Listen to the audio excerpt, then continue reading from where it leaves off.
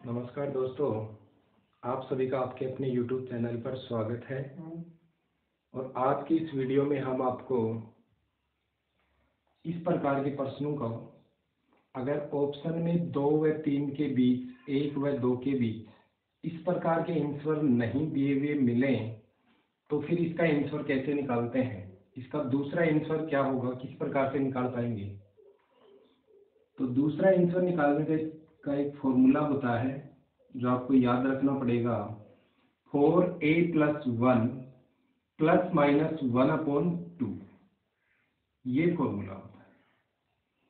इस फॉर्मूले की सहायता से आप इस प्रकार के कितने भी प्रश्न कर सकते हैं। संख्या चाहे कुछ भी दी जाए, बीच में या तो प्लस होना चाहिए या माइनस होना चाहिए, तब ये फॉर्मूला काम कर जाएगा। इस फॉर्मूले की सहायता से आसानी से मान ज्ञात किए जा सकते हैं। तो देखो निकाल के देखते हैं। ये जो a है ना, इस a की जगह हमें क्या रखना होगा, यहाँ जो दिया गया नंबर है उसी को रखना होगा। अगर 5 दिया गया है तो 5 रखोगे, 7 दिया गया है तो 7 रखोगे। तो देखो इसका आंसर निकाल के देखते हैं कितना आएगा। √4 इंटू a की जगह क्या रखोगे 5 + 1। और देखो यहाँ प्लस लेना है कि माइनस लेना है, ये इस चिन्ह पर डिपेंड करता है। अगर प्लस दिया गया है तो प्लस ले लोगे और माइनस दिया गया है तो माइनस। तो क्या दिया गया है प्लस, तो आप क्या लिखोगे यहाँ प्लस और 1/2। इसको सरल करेंगे तो देखो कितना हो जाएगा। √5 को 4 से गुणा करेंगे 20 आएगा। 20 + 1 + 1/2। तो 20 में 1 जोड़ेंगे कितना हो गया √21 + 1/2। ये इसका आंसर आएगा। और ये जो आंसर है ना √21 + 1/2, इसकी जो वैल्यू निकल के आती है वो इस 2 और 3 के बीच में ही होता है। इसका मान अगर आप निकाल के देखोगे ना सरल करके, तो ये 2 और 3 के बीच में ही होता है। तो आंसर में जो ऑप्शन दिए हुए रहेंगे वो या तो इस प्रकार के रहेंगे कि 2 व 3 के बीच, 1 व 2 के बीच। तो अगर इस टाइप के ऑप्शन रहेंगे तब तो आपको कैसे काम करना है इससे पिछले वीडियो में सिखा चुके हैं। तो जिसने इससे पीछे वाला वीडियो नहीं देखा है वो उस वीडियो को देख के सीख सकता है कि इस प्रकार के ऑप्शन तो कैसे निकलते हैं। और अगर ये ऑप्शन में ना हो, भाई ऑप्शन में दिया ही नहीं गया हो 2 व 3 के बीच, 1 व 2 के बीच, आंसर अगर इस प्रकार के दिए गए हों तो फिर प्रश्न को कैसे करोगे।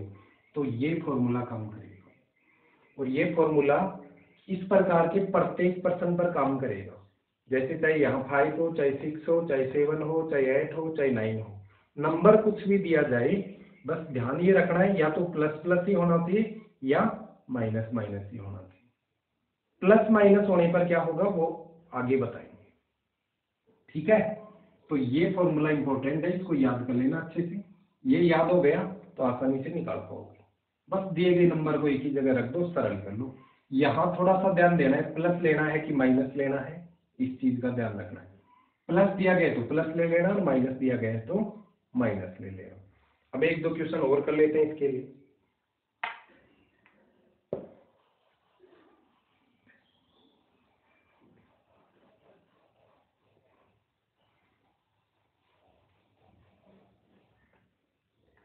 देखिए अगर क्वेश्चन में मान लो आपको दिया जाता है 11 -√11 और माइनस, ये इनफाइनाइट तक चल रहा है।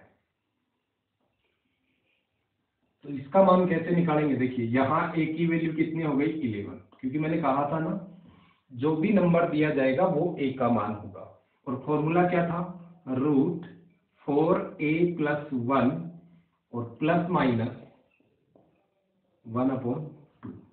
अब प्लस लेना है कि माइनस लेना है वो इस चिन्ह पे डिपेंड करता है।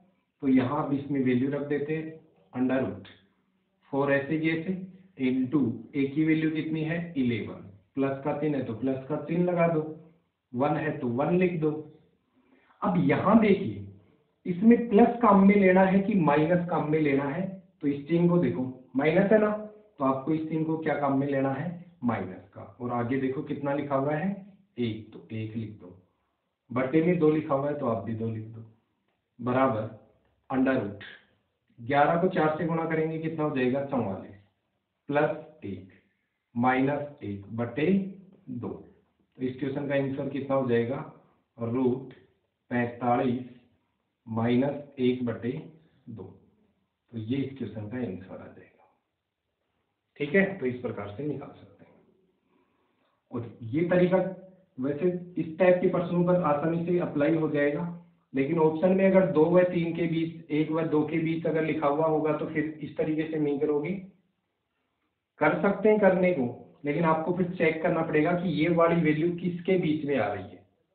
ठीक है, तो अगर ऑप्शन सबसे पहले आप प्रश्न में ऑप्शन को ही देख लेना कि 1 व 2 के बीच 2 व 3 के बीच अगर इस प्रकार के ऑप्शन दिए गए हों तो इससे पिछले वीडियो में जो आपको तरीका बताया था उस तरीके से करना, जल्दी होगा, सिर्फ 5 सेकंड में हो जाएगा उससे, और इससे भी हो जाएगा 5 सेकंड में। बस वैल्यू रख के सरल ही तो करना है, लेकिन ये होगा तभी जब आप प्रैक्टिस करोगे।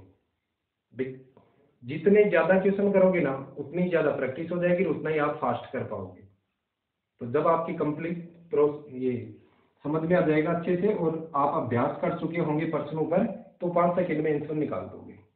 ठीक है, 1-2 क्वेश्चन और बता देता हूँ इसी प्रकार के।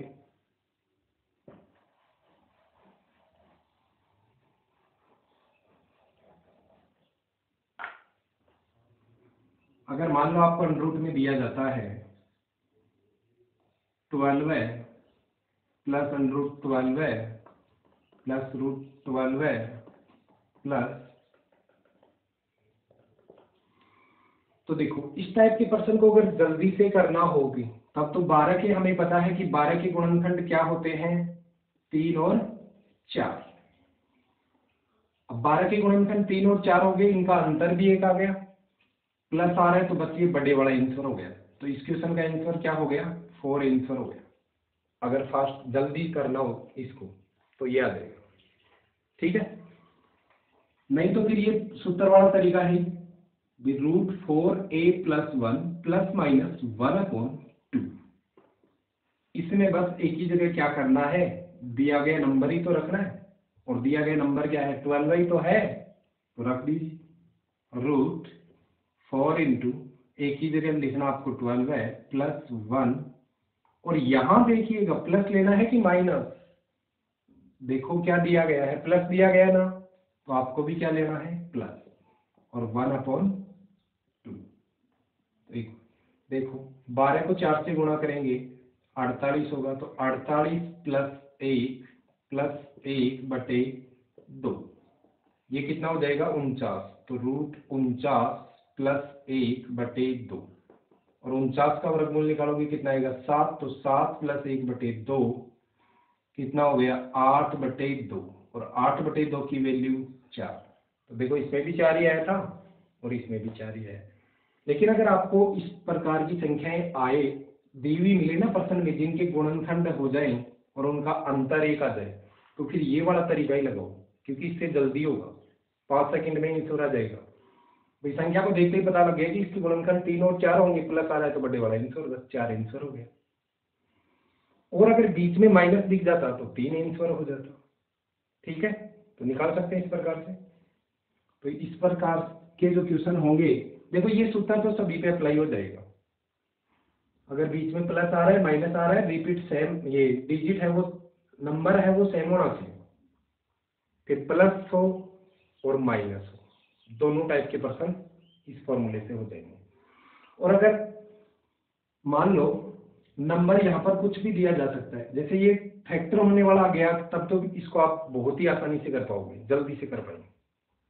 लेकिन अगर नंबर कुछ ऐसा दे दिया जाए जैसे 5 है, तो 5 के फैक्टर मैंने आपको बताया थे 5 × 1 होगा, उनका अंतर 1 नहीं होता है, तो फिर मैंने तरीका सिखाया था 5 से बड़ा नंबर देखो।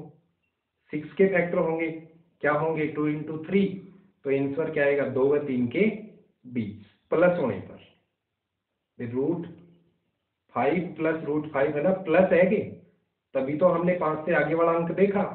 अगर √5 फिर माइनस दिया जाए तो 5 से पहले वाला अंक देखेंगे, और 5 से पहले हम एक ऐसा अंक पता लगाएंगे जिसके गुणनखंड करने के बाद में उन गुणनखंडों का अंतर हमें 1 मिल जाए।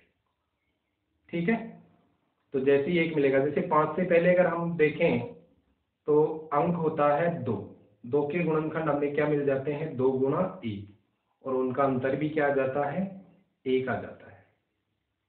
तो √5 माइनस √5 माइनस √5, और अगर ये इनफाइनाइट तक दिया जाता है तो इस क्वेश्चन का आंसर क्या हो जाएगा, 1 व 2 के बीच।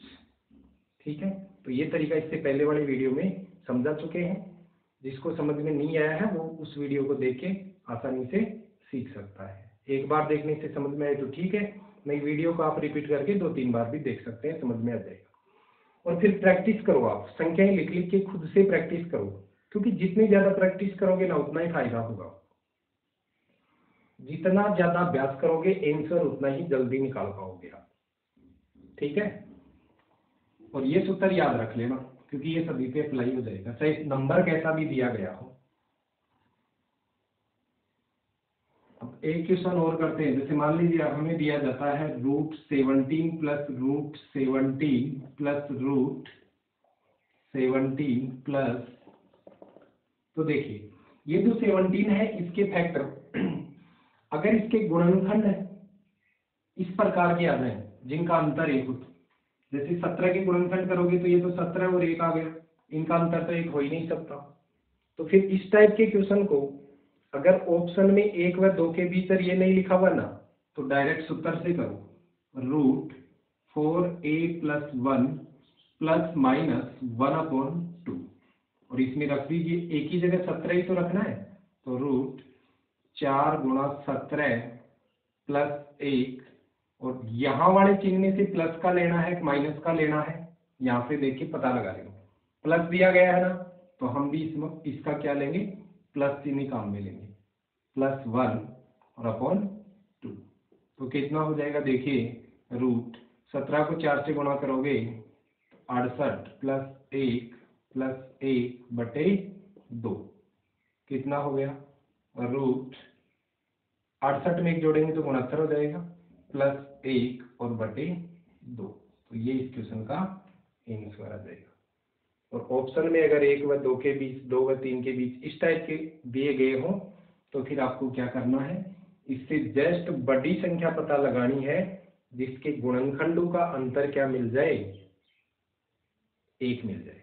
तो 17 से बड़ी क्या होती है, देखो 18 के गुणनखंडों का अंतर 1 नहीं आएगा, 19 के गुणनखंडों का अंतर भी 1 नहीं आएगा, और 20 के गुणनखंड करोगे तो उनका अंतर 1 आ जाएगा, क्योंकि 20 के गुणनखंड क्या होते हैं, 4 और 5, और 4 और 5 का अंतर क्या होता है, 1।